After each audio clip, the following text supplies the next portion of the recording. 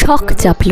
শাস্ত্রীয় সঙ্গীতকে মূলে রেখে ছবি করবেন বিকাশ রায়। ছবির নাম বসন্ত বাহার। সঙ্গীত পরিচালনার দায়িত্ব দিলেন জ্ঞান প্রকাশ ঘোষকে। বিকাশ রায়ের মনে একটাই ইচ্ছে, ওস্তাদ বারে গোলাম আলীর কণ্ঠে আয়না বালম ব্যবহার করবেন।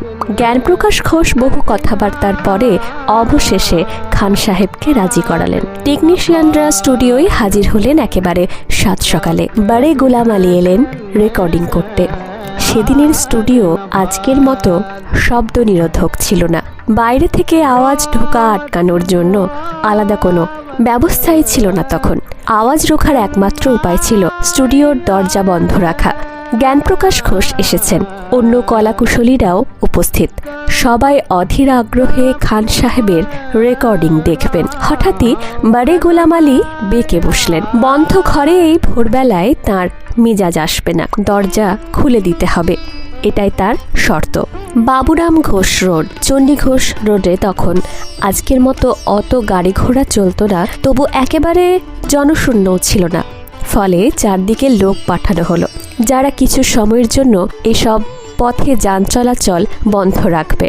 খান সাহেব গাইলেন, স্টুডিওর ভিতর সবাই অভিভূত। অথচ বিকাশ রায়ের মাথায় যেন আকাশ ভেঙে পড়ল। গানটির মেজাজ ছবির সঙ্গে যে একেবারেই মেলে না। এখন উপায় কি? এর মধ্যেই পরিস্থিতি আরও জটিল। সকাল থেকে পায়ে পায়ে বাধা।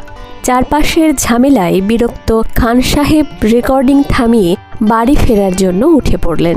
তাকে আবার গাইতে বলার সাহস কারণে। তার উপর রাতে তাঁর কনফারেন্স আছে, তার আগে ফিরে গিয়ে এক দফা বিশ্রাম নিতেই হবে। তবু বিকাশ রায় জানতেন কথাটা তাকে বলতেই হবে। কাছে গিয়ে প্রণাম করে খান সাহেবের পায়ের কাছে বসলেন তিনি। খান সাহেব জিজ্ঞেস করলেন, কেমন হলো গান? বিকাশ রায় বললেন, আপনার গানের কি তুলনা হয় বাবা? তবে গল্পটা শোনাই।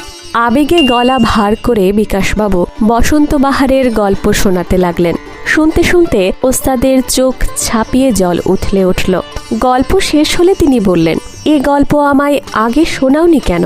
নাও আবার রেকর্ড করো। কিছুই গাওয়া হয়নি। সুরমণ্ডলের তারে আঙুল চালিয়ে চোখ বুঝলেন ওস্তাদ।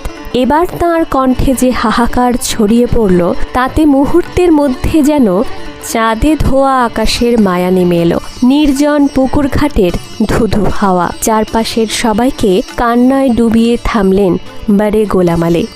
নমস্কার, আমি মন্দিরা।